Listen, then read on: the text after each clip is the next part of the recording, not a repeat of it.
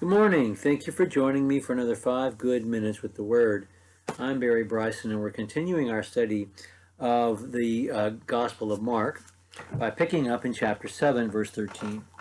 Yesterday, or last time we were together, Jews from Jerusalem had come, and they were disputing with Jesus, and they were accusing Jesus' apostles of breaking the traditions of the elders by not washing their hands properly before they ate. And Jesus, instead of litigating the whole business of cleanliness, said to them essentially, did you listen to what you just said? Because your traditions permit you to break the law of Moses. And do you think that's right? And then he explained to them how that was the case and showed how they used one of their traditions, the Corban, the dedicating of your estate to the temple, to permit you from shunning your responsibility for taking care of your elderly parents. And they were doing that. In fact, Jesus mentions the way the Pharisees themselves prided themselves in robbing widows of their houses in chapter 12 of Mark's Gospel. And so he established the principle, that their traditions are permitting them to break God's laws. And then he speaks to all of us, every one of us, to give us an even deeper and more simply communicated truth.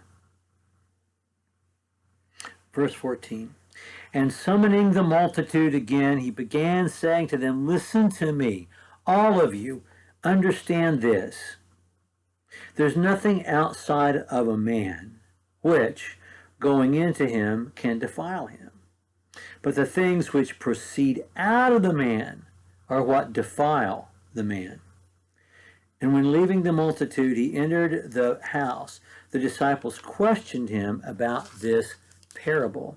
And he said to them, Are you so uncomprehending? Do you not see that whatever goes into a man from the outside cannot defile him? Because it does not go into his heart, but into his stomach, and it's eliminated. And in this way, Jesus declared all foods clean.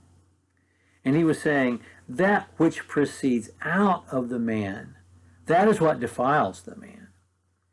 For from within, out of the heart of men, proceed evil thoughts, fornications, thefts, murders, adulteries, deeds of coveting and wickedness, as well as deceit, sensuality, envy, slander, pride, and foolishness. All these things proceed from within and defile the man. This is just sensible, and it's absolutely true. Nothing God has put on this planet is evil. It's what we do with it that makes it evil. And it's not that Jesus made all foods clean for Jews before his crucifixion. It's that Jesus pointed out that the food in itself is not unclean. The uncleanness is when you disobey God's word. I'll give you a for instance. Hemp and the cannabis plant has lots of uses, many of them good. And in fact, the chemical properties that people abuse from that plant can be used for pain management as a medicine, as all medicines are chemicals that we find in nature or produce from things that we find in nature. And so I could ask you, is a marijuana plant an evil thing? Well, no. God made it. It's not an evil thing, and it has its uses, but it also has its abuses, and those come from the inside out. And that's what Jesus is saying. And we know this, and it just makes sense. And we need to listen to this because it's so morally and intellectually lazy.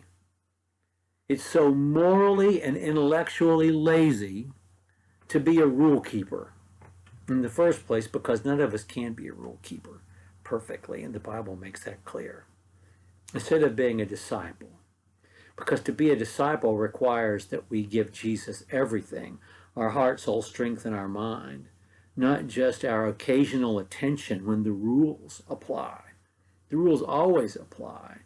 They're not just rules, they're God's laws, and we're not going to ever be able to keep them perfectly, and we're certainly not going to be able to keep them to to live lives that are pleasing to God by crossing off T's and dotting I's and thinking we've done our part. That's not the way a disciple's on the move. A disciple is always moving forward, always moving upward in the direction of home, because a disciple is following Jesus. And that's the dynamic of our relationship with Jesus and our relationship with God. That's what makes it so different from and so better than Mosaic Judaism. Okay. It's a huge lesson that we need to remember. So simply stated, it's not what goes into a person that defiles them. It's what comes out. It's what's in your heart that comes out. We're going to pick up with verse 24 next time. Thank you for joining me for another 5 good minutes with the Word.